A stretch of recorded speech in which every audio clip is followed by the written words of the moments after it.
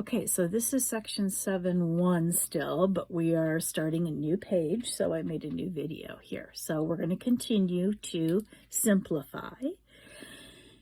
So again, how do I simplify? I'm going to factor and cancel. So if I look at this top here, do you see where I can factor out a 3? Which will leave me with 3 divided by 3 is 1 minus x squared. And I can go ahead and if I look in the denominator, there's my trinomial, no GCF. So I'm going to go ahead and I'm going to factor that trinomial. I can factor it into an x and an x. Now what multiplies together to get -2, but adds together to get +1? Well, that's x plus 2 and x minus 1. Do you notice that the top factors further? This is a difference of squares, and it will factor into the square root plus the square root times the square root minus the square root. The bottom is all factored. Oops, I just noticed I made a mistake. Look here. If I'm going to factor this, it's going to be 1 plus x and 1 minus x. I was thinking too far ahead. So go back and change that because it does make a difference. So again, 1 minus x squared is 1 plus x times 1 minus x. Makes a huge difference because now if you look for common factors, are these two the same? No, this is just like D from the previous page. They are not the same. But we are going to cancel them. And how are we going to do it? Well, we're going to factor a -1 out of either one of these, and it doesn't matter which one. I'm going to factor a -1 out of here. Now watch carefully. What am I going to do with that -1? Well, I can do a lot of things with it. I can put it just right in front here. So I'm going to factor out that -1, which I put right here. When I factor out that -1, it makes this a negative and that a positive. Factoring out a -1 changes both of the signs. So now if you look, this is really x minus 1, as is this. So we can go ahead and cancel those. So what do I have left on the top? Well, -1 times 3, that's going to be -3 times x plus 1, or 1 plus x, they're the same thing, over x plus 2. And you are done with that one. So you do that factoring out a negative a lot. All right, let's go on to F here. So again, we want to factor everything that we can. Do you remember here? How do I factor this? This is a sum of 2 cubes. We had this type of factoring. So let's quickly review. If I want to factor the sum of 2 cubes, well, the cube root of x cubed is x, and the cube root of 27 is 3. So remember, it factors into a binomial times a trinomial. You need to memorize this rule. So in the binomial, we're going to have x plus 3. It's x plus 3. And then in the trinomial, you have x squared, opposite sign. Remember, I taught you SOAP, same sign, opposite sign here. And then we multiply the 3 and the x, always positive for the last sign here. And then we square this 3 to get a 9. And of course, the bottom doesn't factor. And remember, I told you when you factor using a sum or difference of cubes, the trinomial will never factor any further, so you never have to worry about that. So you can see where I can go ahead and cancel out my x plus 3's. And that's simply going to leave me x squared minus 3x plus 9 over 1. But because the 1 is in the denominator, we don't have to write it. And we can just write it as x squared plus 3x plus 9. So what I'm trying to do with these examples is I'm trying to help you review all of our different types of factoring that we had. And that's going to happen in G as well.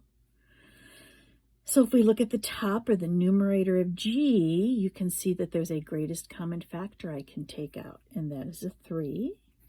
which is going to leave me with x squared plus 2 over, now I'm going to use some scrap paper right here because look at the denominator. There's no GCF. How many terms are there? There's 1, 2, 3, 4. Do you remember when you're factoring anything with more than 3 terms, or more than 3 terms, you're going to factor by grouping. So we're going to group these two together and these two together. So if I take a greatest common factor out of the x cubed minus 3x squared, it's x squared, which will leave me with x minus 3. So I'm just kind of factoring that over here. What can I factor out of my second group as a GCF? I can factor out a positive 2, which will also leave me with x minus 3, which you remember is the key. So then remember how you look at those as two big terms and they have an x minus 3 in common. When that's gone, that leaves you with x squared plus 2. Here's the factored form. So we're going to have x minus 3 and then x squared plus 2. Well, now that was the hard part because now you can see you can cancel those common factors, which will leave me with a 3 over x minus 3. And there you go. All right, for number 2, it's just a matter of, let's look at all the different forms that this comes in. And by the way, this says 4. I'm thinking only 3, but let's see what we do. So the first form is just exactly where it is. You'll remember that a fraction is negative no matter where the negative occurs. So in this case, it occurs right smack dab in front. That's a negative fraction. It could also be in the numerator. So if I just put the negative in the numerator, think of it as negative 1 times 3x plus 7 over x minus 6. So another way to write that fraction would be negative 3x minus 7. I just distributed through that negative 1 over x minus 6. These two fractions are equivalent. They mean exactly the same thing. And then the last way that I know of that I could rewrite this fraction is I could take that negative 1, and I could pop it downstairs here. So that would look like 3x plus 7 over negative 1 times x minus 6. So I'm just putting the negative 1 down in the bottom, which would give me 3x plus 7 over negative x plus 6. So there are 3 different things, and I've boxed each one of them that look slightly different, but that actually represent the exact same fraction. So we're going to change this 4 to a 3. Those are the 3 that I know of that are really important for you to know.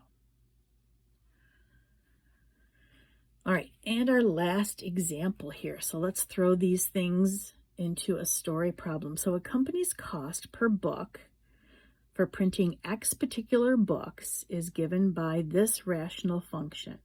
So C of X, so notice that's in our function notation, and X represents the number of books, and C of X represents the cost. And you can see that this is a rational function. So the cost of the books is represented by 0.8x plus 5,000 over x. So what does it ask us to do? Find the cost for printing this many books. So look, what is the cost per book if I'm printing 100 books? So really all they're asking you for is C of 100. Remember our function notation. And remember what that means is you just take x, and every time you replace x in the function with, in this case, 100. So go ahead, use your calculator. So let's see. So 0.8 times 100 is going to be 80 plus 5,000 over 100, which is 5,080 divided by 100. If I divide 5,080 by 100, you should get 50.80. So in other words, and that's going to be dollars, if I'm printing 100 books, it's going to cost me $50.80 to print each one of those books. Now, hopefully it makes sense to you that if I go and if I print 1,000, it's going to cost me less per book. Because the more books you print, the less is going to cost per book. So let's see if that works out the way I've just told you. So I want to know the cost per book for printing 1,000 of them. So I'm looking for C of 1,000, which means again that I just plug in 1,000. So 0.8 times 1,000 plus 5,000 all over X, which again is 1,000. Again, you can use a calculator, but 0.8 times 1,000 is 800 plus 5,000 over 1,000. That's 5,800 over 1,000. That's going to be 5.8, which is $5.80. So it certainly went a lot lower if you print more books. So you could use this function. You could do 200. You could find out the price per book. If you did 10,000 books, it's not going to be very much, but you can see, just as I said, as the number of books that you are printing goes up, certainly the cost per book goes down.